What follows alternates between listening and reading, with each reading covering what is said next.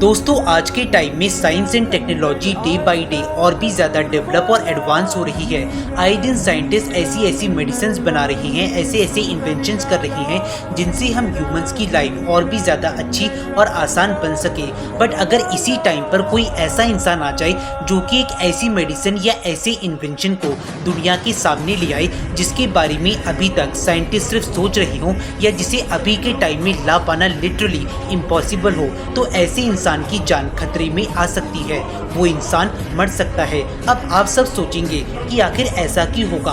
भला एक ऐसा इन्वेंशन जो ना सिर्फ पूरी ह्यूमैनिटी बल्कि पूरी दुनिया के लिए फायदेमंद होगा, जो कि एक फ्यूचरिस्टिक इन्वेंशन होगा, आखिर ऐसे इन्वेंशन के इन्वेंटर को कोई क्यों ही मानना चाहेगा। आखिर ऐसा होगा ही क्यों। सो दोस्तों ऐसा होगा नहीं बल्कि ऐसा हो चुका है और वो भी कई बार। दोस्तों एड्स कितनी ज्यादा खतरनाक बीमारी है ये तो हम सभी जानते हैं। HIV वायरस का लास्ट और सबसे सीरियस स्टेज है एड्स, जो कि इंसानों के इम्यून सिस्टम को बुरी तरह से डैमेज कर देता है, जिससे ह्यूमंस इतने ज्यादा वीक बन जाते हैं कि कैंसर तो छोड़ो, नॉर्मल बीमारियों से लड़ने में भी उन्हें बहुत ही ज्यादा प्रॉब्लम हो जाती है। और एड्स के खतरनाक होने का अंदाजा आप इसी बात से लगा सकते हैं कि प्रेजेंट टाइम में भी एड्स का कोई भी परमानेंट सोल्यूशन नहीं है। साइंटिस्ट और डॉक्टर आज भी इसका एंटीडोट ढूंढ रहे हैं, बट अभी तक उन्हें इसमें कोई भी सक्सेस नहीं मिली। बट वहीं 2014 में मलेशियन एयरलाइन फ्लाइट नंबर 17 को एक मिसाइल से मार गिराया गया। कहते हैं कि उस फ्लाइट में कुछ एड्स रिसर्चर्स थे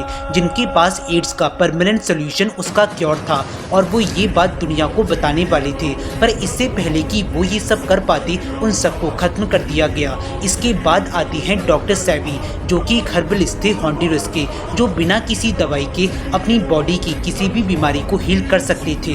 कहते हैं कि उन्हें कुछ ऐसी हर्ब्स की इंफॉर्मेशन थी जिससे वो ऐसा कर पाए, और वो ये बातें दुनिया को बता रहे थे। उन्हें बिना किसी क्राइम या रीजन के जेल में डलवा दिया गया और उन्हें निमोनिया करवाया गया और आखिर में उन्हें भी मार दिया गया। आखिर में आते हैं स्टैनली मेयर्स। इन्हें तो आप सभी जानते ही होंगे। ये एक अमेरिकन इन्वेंटर थे जिन्होंने 1996 में ऐसी कार बनाई जो कि पानी से चलती थी, ना ऑयल की जरूरत पड़ती, ना पोल्यूशन होता और ना ही ग्लोबल वार्मिंग। ये इन्वेंशन पूरी दुनिया का ट्रांसपोर्टेशन सिस्टम बदल सकता था। दुनिया भर के लोग इस कार को देखने के लिए आया करते थे। बट इससे पहले कि स्टैनली इस गाड़ी का पेटेंट ले पाते और दुनिया को ये दिखा पाते कि ये काम कैसे करती है, उससे पहले ही उन्हें भी मार दिया गया। मार्च 21, 1998 स्टैनली और उनका भाई दो बेल्जियम इन्वेस्टर्स के साथ मीटिंग कर रहे थे और इसी टाइम वहां सर्व हुआ क्रैनबेरी जूस। स्टैनली ने उस जूस की सिर्फ एक सिप ली और उसके बाद ही उनका चेहरा एकदम से बदल गया और वो बैक टू बैक वॉमिटिंग करने लगे, जिसके बाद स्टैनली वहां से उठ के सीधा बाहर आ गए और उन्होंने चिल्ला चिल्ला कर कहा कि उन्होंने मुझे जहर दे दिया। ये बोलते ही उसी time on the spot Stanley की मौत हो गई और इस बात की कंफर्मेशन खुद स्टैनली के भाई ने की। इस इंसिडेंट के एक हफ्ते के अंदर ही स्टैनली के गैराज को पूरी तरह से तोड़ दिया गया और उन्होंने जो कार बनाई थी along with all the paper work, जिसमें कार का ब्लूप्रिंट और उसे बनाने का तरीका दोनों मेंशन था, उन सबको गायब कर दिया गया। आगे चल के उनकी मौत को एक नेचुरल कॉज बताकर स्टैनली के केस को भी बंद कर दिया गया। दोस्तों ये तो सिर्फ कुछ एग्जाम्पल थे जो न्यूज़ में आए थे। ना जाने ही कितने ही लोगों को अपनी जान गंवानी पड़ी, वो भी सिर्फ इसीलिए क्योंकि उन्होंने सिस्टम को ब्रेक किया था ह्यूमैनिटी की भलाई के लिए।